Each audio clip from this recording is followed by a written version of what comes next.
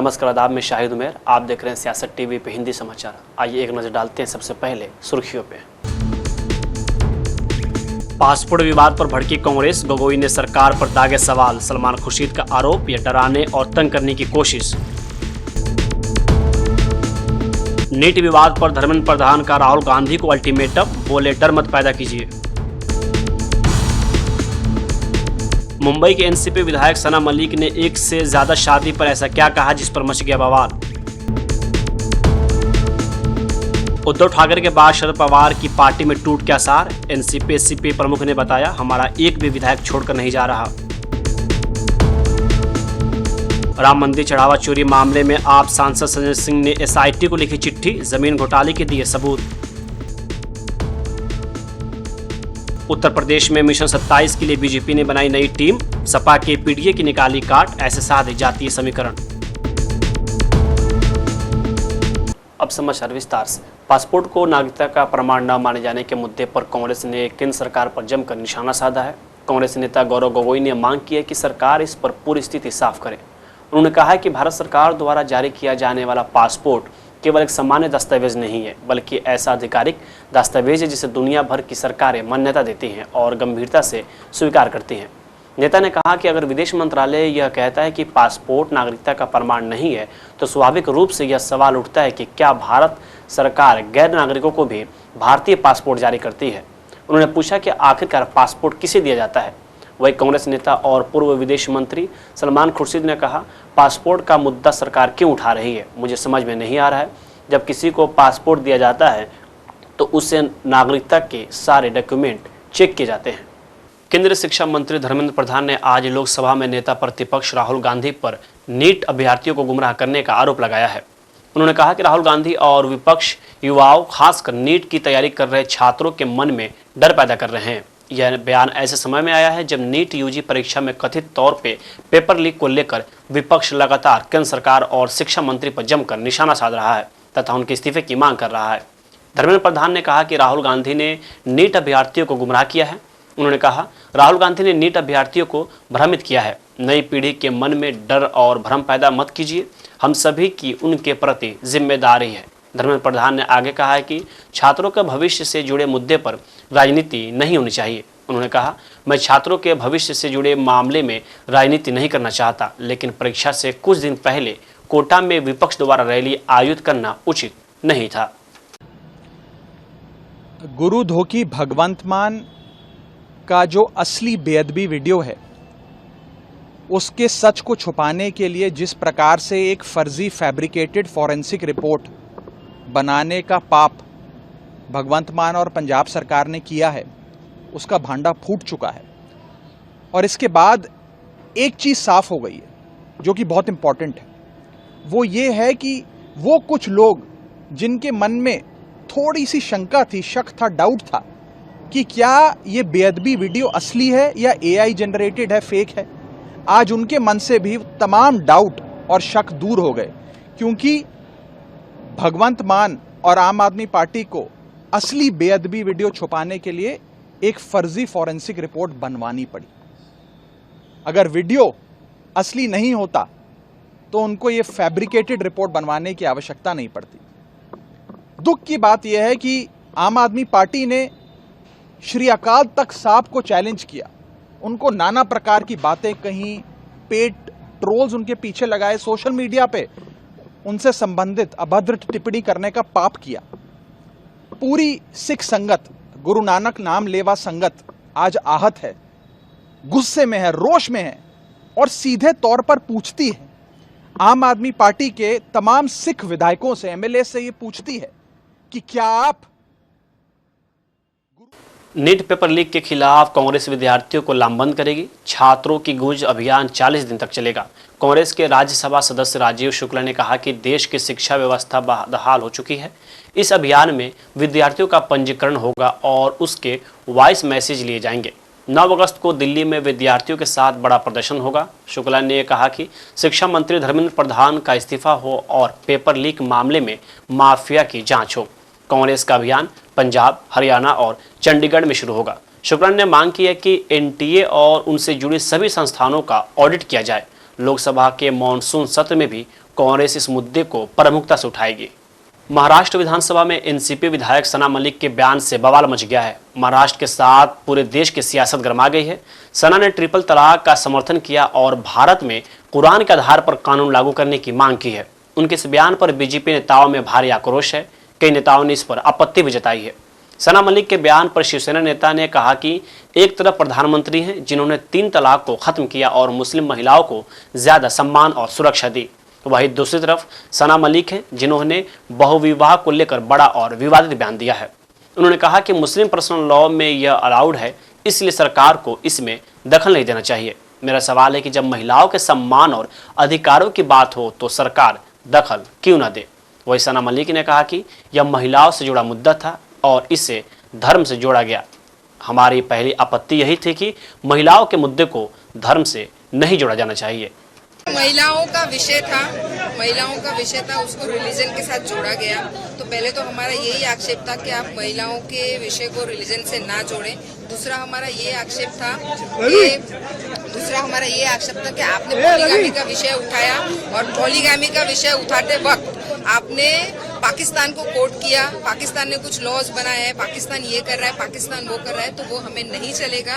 हम हिंदुस्तान में रहते हैं, हम भारतीय मुसलमान हैं। भारतीय मुसलमान को भी संविधान ने अधिकार दिया है अपने रिलीजन को प्रैक्टिस प्रीच और प्रोफेस करने का। तो उस तरीके से हम कुरान को फॉलो करते हैं। अगर आपको कोई नियम बनाना है और पाकिस्तान ने कुछ किया है तो वो आपको हमें रेफरेंस न दीजिए, आप हमें कुरान का रेफरेंस दीजिए। आपके खिलाफ कई बातें शुरू की गई, आपको दोबारा से पाकिस्तान जाना चाहिए। दोबारा से नहीं, मेरी कोई पीढ़ी बाई पीढ़ी पाकिस्तान में नहीं रही। हम जन्म से हिंदुस्तानी है और पीढ़ी बाई पीढ़ी हमारी भारत में रह चुकी है।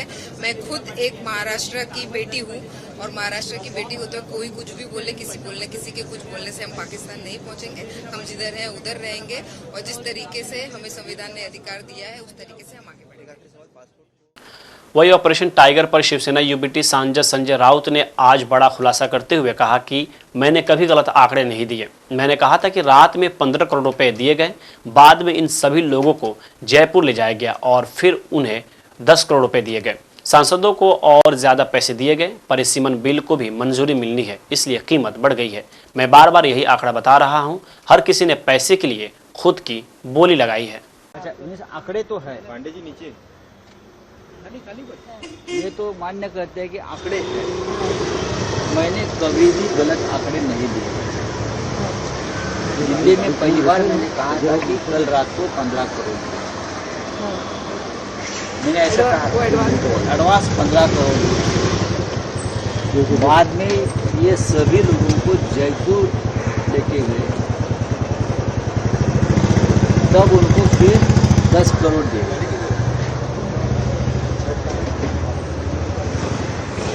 टोटल जो व्यवहार है 85 करोड़ का। एमएलए को 50 और एमपी को 85। एमपी है ना, इलाका बड़ा है, 85।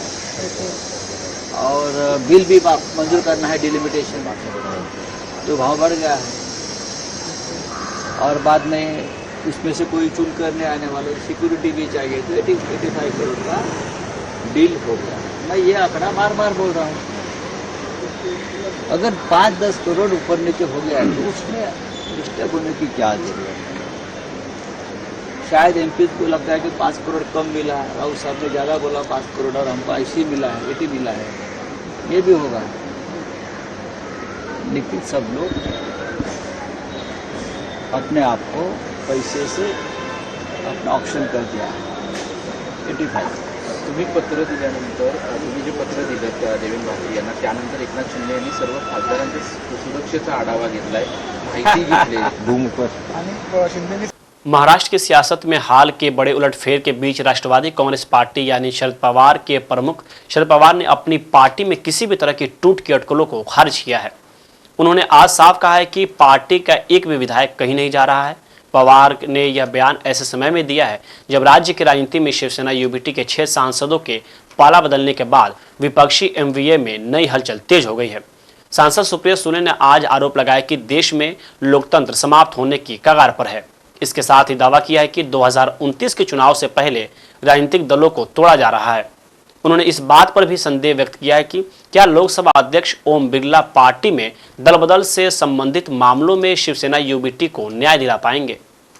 वहीं पंजाब के मुख्यमंत्री भगवंत मान के बेअदबी विवाद और फर्जी रिपोर्ट के मामले ने तूल पकड़ी हुई है। हालांकि इसको सीएम भगवंत मान ने उन्हें बदनाम करने की साजिश करार दिया है।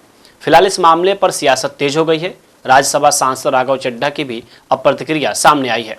राघव चड्ढा ने कहा है कि भगवंत मान का जो असली बेअदबी वीडियो है उसके सच को छिपाने के लिए एक फर्जी फैब्रिकेटेड फोरेंसिक रिपोर्ट बनाने का पाप पंजाब सरकार और भगवंत मान ने किया है, उसका भंडाफोड़ हो चुका है। राघव चड्ढा ने आगे कहा कि मेरे ऊपर परमात्मा का बड़ा विशेष आशीर्वाद है कि समय रहते सही समय पर मुझे इस गुरुधोधी पंथ विरोधी आम आदमी पार्टी से दूर कर दिया। उन्होंने आगे ये भी कहा है कि अगर वीडियो असली नहीं होता तो उन्हें ये रिपोर्ट बनवाने की जरूरत नहीं पड़ती। गुरुधोखी भगवंत मान का जो असली बेअदबी वीडियो है उसके सच को छुपाने के लिए जिस प्रकार से एक फर्जी फैब्रिकेटेड फॉरेंसिक रिपोर्ट बनाने का पाप भगवंत मान और पंजाब सरकार ने किया है उसका भांडा फूट चुका है। और इसके बाद एक चीज साफ हो गई है जो कि बहुत इंपॉर्टेंट है, वो ये है कि वो कुछ लोग जिनके मन में थोड़ी सी शंका थी, शक था, डाउट था कि क्या ये बेअदबी वीडियो असली है या एआई जनरेटेड है, फेक है, आज उनके मन से भी तमाम डाउट और शक दूर हो गए। क्योंकि भगवंत मान और आम आदमी पार्टी को असली बेअदबी वीडियो छुपाने के लिए एक फर्जी फॉरेंसिक रिपोर्ट बनवानी पड़ी। अगर वीडियो असली नहीं होता तो उनको ये फैब्रिकेटेड रिपोर्ट बनवाने की आवश्यकता नहीं पड़ती। दुख की बात यह है कि आम आदमी पार्टी ने श्री अकाल तख्त साहब को चैलेंज किया, उनको नाना प्रकार की बातें कहीं, पेट ट्रोल्स उनके पीछे लगाए, सोशल मीडिया पे उनसे संबंधित अभद्र टिप्पणी करने का पाप किया। पूरी सिख संगत, गुरु नानक नाम लेवा संगत आज आहत है, गुस्से में है, रोष में है और सीधे तौर पर पूछती है, आम आदमी पार्टी के तमाम सिख विधायकों से, एमएलए से ये पूछती है कि क्या आप गुरु साहब को समर्पित हो, सिख पंथ के साथ हो, श्री अकाल तख्त साहब को मानते हो या गुरु दोखी पंथ विरोधी भगवंत मान के साथ हो, इस पाप में उसके भागीदार हो। यह आपको चुनना होगा। आज जांच इस विषय पर भी होनी चाहिए कि कैसे यह फैब्रिकेटेड फॉरेंसिक रिपोर्ट प्रिक्योर करी गई, कौन से अफसर उसमें शामिल थे, कौन सा सरकारी पैसा या प्राइवेट पैसे का इस्तेमाल कर रिश्वत देकर यह रिपोर्ट बनवाई गई, क्या इसमें मनी लॉन्ड्रिंग भी आती है, सरकारी फंड का दुरुपयोग आता है। ये तमाम चीजें अब जांच के दायरे में हैं और इस पर जांच और कार्रवाई अवश्य होनी चाहिए। मैं आज साफ तौर पर कहना चाहता हूं कि पूरी सिख संगत दो चीजें मांग रही है। पहली मांग कि भगवंत मान दिल्ली हाईकोर्ट के एक बड़े आदेश ने दिल्ली एनसीआर के भूमाफियाओं और अवैध निर्माण करने वालों की नींद उड़ा दी है। यमुना फ्लड प्लेन से अतिक्रमण हटाने के अदालती आदेश के बाद अब सिर्फ दिल्ली ही नहीं बल्कि उत्तर प्रदेश के नोएडा, ग्रेटर नोएडा और गाजियाबाद के नदी तटों पर बने हजारों आलीशान फार्म हाउस, अवैध कॉलोनियों और पक्के मकान पर बुलडोजर चलाने का काउंटडाउन शुरू हो गया है। सिंचाई विभाग, एनजीटी और स्थानीय प्रशासन के रडार पर अब 5000 से ज़्यादा वीआईपी फार्म हाउस और दर्जनों गांव आ चुके हैं। गाजियाबाद जिला प्रशासन ने अदालती रुख को देखते हुए यमुना और हिंडन नदी के प्लेन फ्लड में हुए अवैध निर्माण की लिस्ट तैयार करना शुरू कर दिया है। गाजियाबाद के करीब 14 गांवों के डूब क्षेत्र में बड़े पैमाने पर पक्के मकान और कॉलोनियां बना ली गई हैं, जिससे हिंडन का प्राकृतिक डूब क्षेत्र लगभग खत्म हो चुका है। वही अयोध्या राम मंदिर में चढ़ावा चोरी मामले को लेकर सियासत थमने का नाम नहीं ले रही है। आम आदमी पार्टी के राज्यसभा सांसद संजय सिंह ने इस मामले की जांच कर रही एसआईटी के चेयरमैन को चिट्ठी लिखी है। आप सांसद ने इसमें चढ़ावा चोरी और श्री राम जन्मभूमि तीर्थ ट्रस्ट द्वारा जमीन की खरीद के घोटाले में बड़ा आरोप लगाते हुए जांच की मांग की है। आप सांसद ने अयोध्या में राम मंदिर के आसपास कई जमीनों के हुए लेन देन की जांच का भी अनुरोध किया है। उन्होंने दावा किया है कि कुछ संपत्तियां को अधिग्रहण करने के बाद बेहद ऊंची कीमतों पर ट्रस्ट के द्वारा खरीदा गया है। उन्होंने एसआईटी की टीम को कुछ दस्तावेज भी संलग्न करके भेजे हैं और उनकी जांच कर दोषी लोगों पर सख्त कार्रवाई करने की मांग की है। संजय सिंह ने एसआईटी को लिखी चिट्ठी में कहा है कि अयोध्या के राम मंदिर में ट्रस्ट द्वारा किए गए घोटाले की वजह से देश के करोड़ों हिंदुओं की आस्था को चोट पहुंची है। वहीं उत्तर प्रदेश में आगामी विधानसभा चुनाव से पहले उत्तर प्रदेश बीजेपी की नई टीम का ऐलान हो गया है। यूपी बीजेपी में 19 उपाध्यक्ष, 8 महामंत्री और 18 मंत्री बनाए गए हैं। इसके अलावा वह क्षेत्रीय 6 और मोर्चा अध्यक्ष बनाए हैं। रक्षा मंत्री राजनाथ सिंह के बेटे नीरज सिंह, सुरेश राणा, पूजा पाल जैसे लोगों को उपाध्यक्ष पद की जिम्मेदारी सौंपी गई है। दिनेश प्रताप सिंह को यूपी बीजेपी का मुख्य प्रवक्ता भी बनाया गया है। वहीं देवेंद्र सिंह यूपी बीजेपी किसान मोर्चा के अध्यक्ष बने हैं। वहीं श्री प्रकाश पाल को यूपी बीजेपी पिछड़ा मोर्चा का अध्यक्ष नियुक्त किया गया है। रोहित मिश्रा को यूपी बीजेपी युवा मोर्चा का अध्यक्ष बनाया गया है। वहीं अशोक रावत यूपी बीजेपी अनुसूचित मोर्चा के अध्यक्ष बनाए गए हैं। सरोज कुशवाहा यूपी बीजेपी महिला मोर्चा की अध्यक्ष बनी है। भाजपा ने पश्चिमी यूपी से भी कई नेताओं को अहम जिम्मेदारी सौंपी है। इनमें मोहित बेनीवाल, सत्यपाल सैनी, दुर्वीर सिंह शाक्य शामिल हैं। इसके अलावा महामंत्री, मंत्री जैसे पदों में भी पश्चिम के कई नेताओं को शामिल किया गया है। साथ ही आपको बता दें कि प्रदेश अध्यक्ष पंकज चौधरी भी ओबीसी वर्ग की कुर्मी बिरादरी से आते हैं। ऐसे में अब उनकी टीम में भी ओबीसी वर्ग का खास ख्याल रखकर भाजपा ने सामाजिक समीकरणों को साधने की पूरी तरीके से कोशिश की है। वही बात करते हैं इंटरनेशनल खबर की। पाकिस्तान के कब्जे वाले जम्मू कश्मीर में आज 16वें दिन पाकिस्तानी हुकूमत और सेना ने अपनी मांगों को लेकर जनता का विद्रोह जारी है। जहां एक तरफ सवलकोट में ईदगाह ग्राउंड पर बैठे 50,000 से ज़्यादा प्रदर्शनकारी पाकिस्तान के कब्जे वाले कश्मीर के आज़ादी की मांग बुलंद कर रहे हैं, तो वहीं पीओके की महिलाएं कश्मीर के लुटेरे पाकिस्तान से अलग करके हिंदुस्तान से हाथ मिलाने की अपील कर रही हैं। पीओके की इन्फ्लुएंसर ने वीडियो पोस्ट करके कहा कि जिस तरह से पाकिस्तानी सेना लोगों के घर लूट रही है, लोगों को निशाना बना रही है, ऐसे में बेहतर है कि पीओके के लोग हिंदुस्तान से हाथ मिला लें। रमनीशा शाहजमा ने यह भी साफ कर दिया है कि पाकिस्तान कभी भी पीओके के साथ नहीं था और ना ही कभी रहेगा। पीओके में प्रदर्शनकारी भी आवाज़ उठा रहे हैं। अवामी एक्शन कमेटी के सदस्य सरदार ने 50,000 प्रदर्शनकारियों के सामने कहा है कि पाकिस्तानी सेना कश्मीर छोड़ दे और वो कश्मीर के लिए कुछ नहीं कर सकते हैं। कश्मीर कश्मीरियों को दे दे, फिर कश्मीर जाने और हिंदुस्तान जाने। हिंदी समाचार यहीं समाप्त होता है। मुझे दीजिए अब इजाज़त। बाकी खबरों के लिए बने रहें।